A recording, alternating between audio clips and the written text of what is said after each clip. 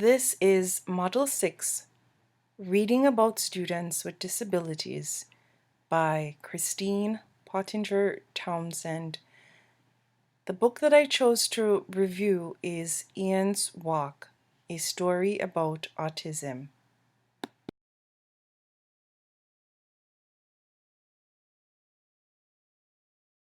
Question number 1. What classification would the student in the book fall under? Briefly detail the psychological and behavioral characteristics of this child and explain whether you think the author has been true to life in his or her depiction of the character and why you think as you do.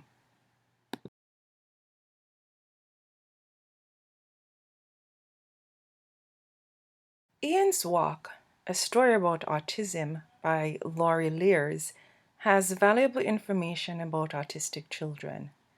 The author's representation of Ian is indicative of the behaviors presented by students with autism and how they are perceived by others.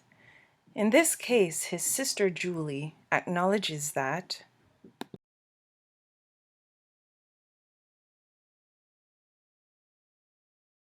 Ian's brain doesn't work like other people.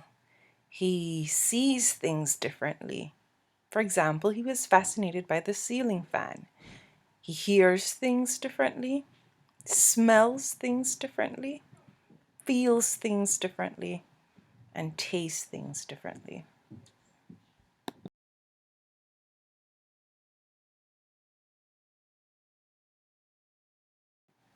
Question number 2.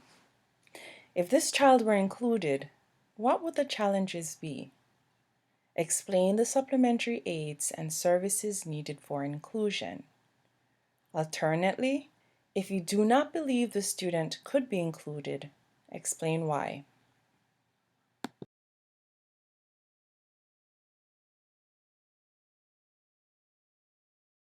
Challenges.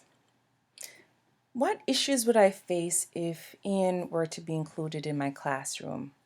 Well, I believe that the first challenge would be motivation, as students with this disability generally are only interested in a small number of things.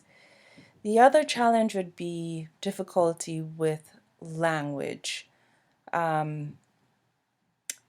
This would impact his ability to interact successfully with others.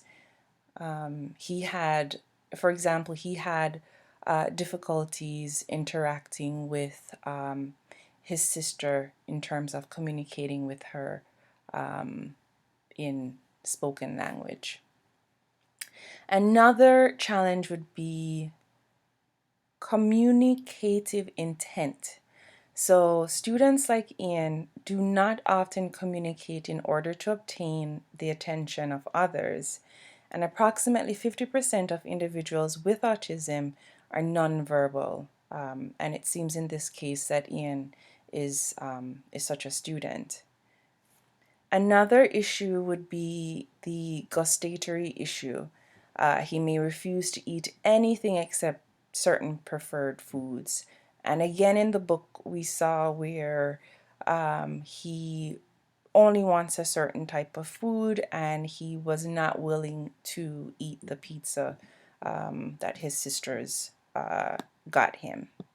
Another issue would be the olfactory, which is the smell. So the senses, his smell senses are heightened. So that would be an issue as well for Ian.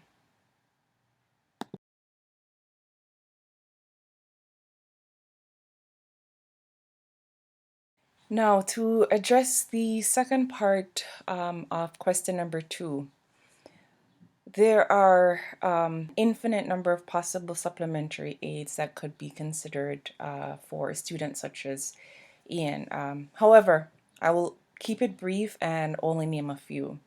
So we have the instructional. So I would provide alternate ways for students such as Ian to demonstrate learning.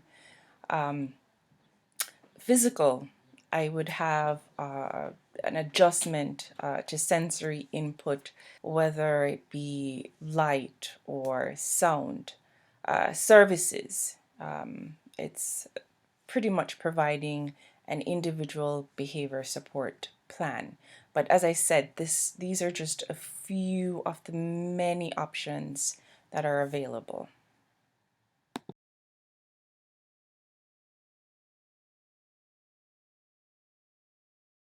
So, because of all the aforementioned issues, I do not think Ian could be in an inclusive classroom because there would be too many issues taking place, and he would need to be in an environment that would best be able to suit his abilities and to promote the proper enrichment and learning that he needs.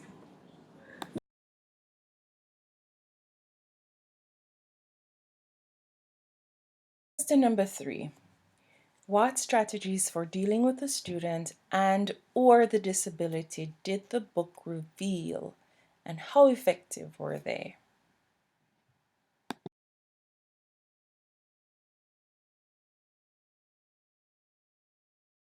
Well, firstly, you need to be patient in dealing with children with autism. Um, on the walk back, um, he didn't like the smell of flowers, but smells the bricks. So, don't force things that they don't like. Um, Number 2, be in tune with how they express themselves or communicate. For example, in the book, when he was asked if he wanted to go to the park, he didn't answer, but he goes to the screen door, raps on the door, and then whines. So this was a way of communicating that yes, he did want to go to the park. Be aware of the child's location at all times, because oftentimes children with autism, they have no sense of danger. So for example, when Ian's sister went to the park, um, he didn't seem to have a sense of danger of what could harm him, and as a result he wandered off in the park.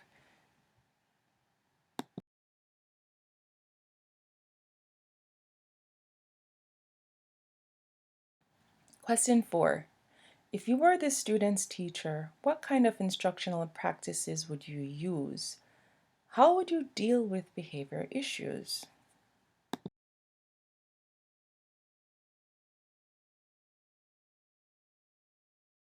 Firstly, I would establish clear routines and rules. Additionally, students would have to follow a predictable pattern. Um, Students with autism, they are predictable. If anything goes off in their routine, they don't like that. Then they feel out of control, and then they could have a meltdown because they're expecting A, B, and C to happen, and when it doesn't, then it completely just throws them off. The next one is provide visual clues, such as example social stories or schedules. So you'd have pictures of what comes next, what comes next. For example, the bus time when they arrive at school, you'd have a picture of a bus. If it's the lunchtime on the schedule, you'd have a picture of lunch, for example. Another one is the picture exchange communication system, and this involves the use of pictures to help students initiate and maintain functional communication. So if students are nonverbal, or it's very limited their capacity to express themselves, and this is a good tool to have. And also the treatment and education of autistic and related communication handicapped children approach, which is the teach. It stresses structure, organization, and also the use of visual clues. Now, in addition to that, there would be an applied behavior analysis, which is ABA, and that's a highly structured approach which focuses on teaching functional skills and emphasizes positive reinforcements or rewarding of desired behaviors.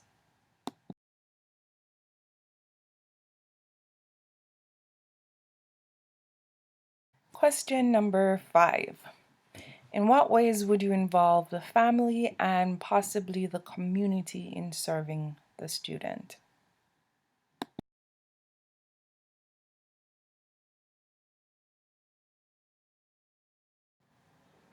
Well, I would encourage parents and other family members to participate in the process of assessment, curriculum planning, instruction, and monitoring, as they often have the most useful information about students' history and learning characteristics. So, this is a vital resource and a tool that we as teachers should always resort to as like a first resort.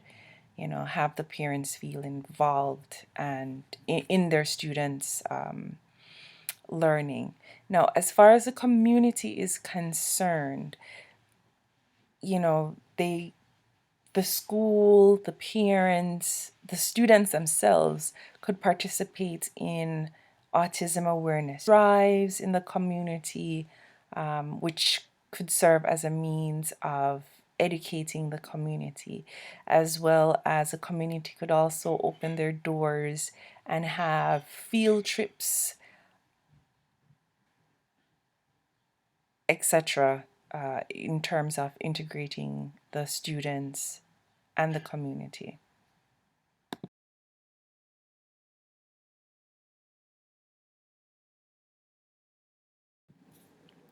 I found the book to be very interesting. I liked the fact that it tells a story from a different point of view, from a family member's point of view, which we don't often see. It's usually from the point of view of the child with autism, but it delves into how siblings are expected to feel and the responsibilities that they have in terms of dealing with students with autism.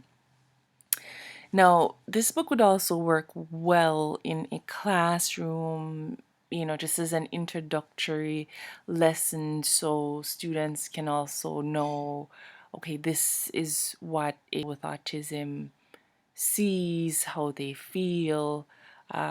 It's simple, informative, and it's also colorful. So that's what I liked about the book. Now, in terms of what questions would I ask of teachers, adding a teacher of student with disabilities endorsement certificate, I'd ask, the same questions that are in this PowerPoint. How would you deal with a student who has autism if he has a meltdown, or if he has an aversion to lights or certain sounds? How would you incorporate the family in the education of the student? Would you use them as a resource? How can you become an advocate? And that's a favorite word of mine to use, how to become an advocate for students who don't necessarily have that voice for themselves. And I, I could go on and on and on with my questions. So I just, instead of writing this down on the PowerPoint, I just wanted to answer this question directly from me, from my heart. So I hope you enjoyed this presentation, and it was a good semester, and I really learned a lot. So hopefully you guys will enjoy the rest of your summer. And sorry for saying the word I didn't realize I said it as often as much as I did, or as I do. Okay, bye.